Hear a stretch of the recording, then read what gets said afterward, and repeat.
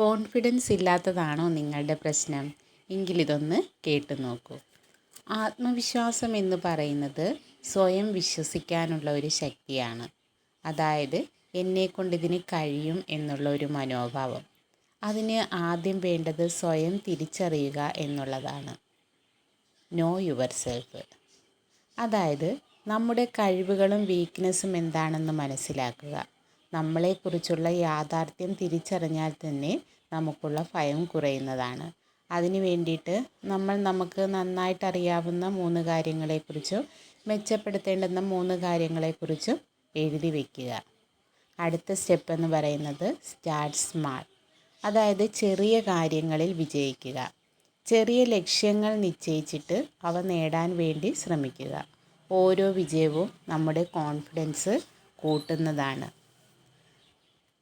അതായത് നമ്മളൊരു ചെറിയ ലക്ഷ്യം മുന്നിൽ കണ്ടുകൊണ്ട്, അതായത് പലർക്കും വായിക്കാൻ ഇഷ്ടമുണ്ടായിരിക്കും, അത് നമ്മളിപ്പോൾ അങ്ങനെയുള്ള ചെയ്യുന്നില്ലായിരിക്കും. അപ്പോൾ അതിന് വേണ്ടിയിട്ട് നമുക്ക് വേണമെങ്കിൽ ഒരു 10 മിനിറ്റ് ഞാൻ വായിക്കും എന്ന് നമ്മൾ ഒരു ലക്ഷ്യമായി വയ്ക്കുക. അല്ലെങ്കിൽ പൊതുവേദിയിൽ സംസാരിക്കാൻ പേടിയുള്ളവർക്ക് ഞാൻ 5 മിനിറ്റ് ഇന്ന് സംസാരിക്കാൻ പഠിക്കും, അല്ലെങ്കിൽ നേരത്തെ എഴുന്നേൽക്കുക. ഇതൊക്കെ നമ്മുടെ ശീലമാക്കി മാറ്റണം. അടുത്ത സ്റ്റെപ്പ് എന്ന് പറയുന്നത് തിങ്ക് പോസിറ്റീവ്ലി. എനിക്ക് പറ്റില്ല എന്ന ചിന്ത മാറ്റുക. ഞാൻ ശ്രമിക്കുമെന്ന് മനസ്സിനോട് പറയുക. നെഗറ്റീവ് വാക്കുകൾ മാറ്റി നല്ല വാക്കുകൾ മാത്രം ഉപയോഗിക്കുക.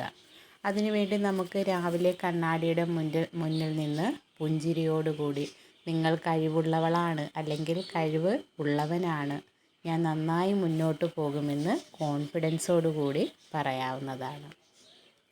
നെക്സ്റ്റ് സ്റ്റെപ്പ് എന്ന് പറയുന്നത് പ്രാക്ടീസ്.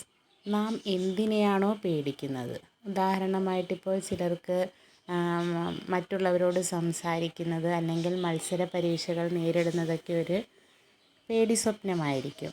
അതിന് വേണ്ടിയിട്ട് റെഗുലറായിട്ട് പ്രാക്ടീസ് ചെയ്യുക. തെറ്റുണ്ടായാലും പുഞ്ചിരിച്ചുകൊണ്ട് മുന്നോട്ട് പോവുക. പ്രാക്ടീസ് ചെയ്യുമ്പോൾ നമ്മുടെ ഭയം കുറയുന്നതാണ്. അടുത്ത സ്റ്റെപ്പ് എന്ന് പറയുന്നത് ബോഡി ലാംഗ്വേജ്. അതായത് നമ്മളൊരു വ്യക്തിയുമായിട്ട് സംസാരിക്കുമ്പോൾ നേരെ നിന്ന് കണ്ണിൽ നോക്കി പുഞ്ചിരിയോടുകൂടി സംസാരിക്കുക. ഈ ചെറിയ ചെറിയ കാര്യങ്ങളെല്ലാം നമ്മുടെ കോൺഫിഡൻസ് കൂട്ടുന്ന കാര്യങ്ങളാണ്. അതിന് വേണ്ടിയിട്ട് നമുക്ക് കണ്ണാടിയുടെ മുമ്പിൽ നിന്ന് പ്രാക്ടീസ് ചെയ്യാവുന്നതാണ്. അടുത്ത സ്റ്റെപ്പ് എന്ന് പറയുന്നത് ലേൺ ഫ്രം മിസ്റ്റേക്ക്.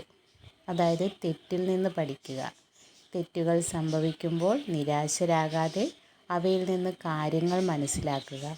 എല്ലാവരും തെറ്റുകൾ ചെയ്യാറുണ്ട്. അതിൽ നിന്ന് വളരുകയാണ് പ്രധാനം. തെറ്റുകൾ ഭയക്കാതെ വളർച്ചയ്ക്കായി കാണുക. അടുത്ത സ്റ്റെപ്പ് എന്ന് പറയുന്നത് ഗുഡ് കമ്പനി, നല്ല കൂട്ടായ്മ.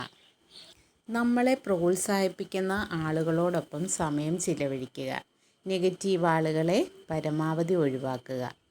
ഈ കോൺഫിഡൻസ് എന്നുള്ളത് പെട്ടെന്നൊരു ദിവസം ഉണ്ടാകുന്നതല്ല, പതിയെ വളരുന്ന ശീലമാണ്. ഒരുപാട് തെറ്റുകൾ, ശ്രമം, വിജയങ്ങൾ എന്നിവയിലൂടെ മാത്രമേ അത് വളരൂ. ഭയപ്പെടുന്ന കാര്യങ്ങളെ ഒഴിവാക്കരുത്. റെഗുലറായിട്ട് പ്രാക്ടീസ് ചെയ്യുക. ഒടുവിൽ കോൺഫിഡൻസ് നമ്മൾ നേടിയെടുക്കുക തന്നെ ചെയ്യും. വീഡിയോ കാണുന്നവർ ഐ ആം കോൺഫിഡൻ്റ് എന്ന് കമൻറ്റ് ചെയ്യൂ. Thank you.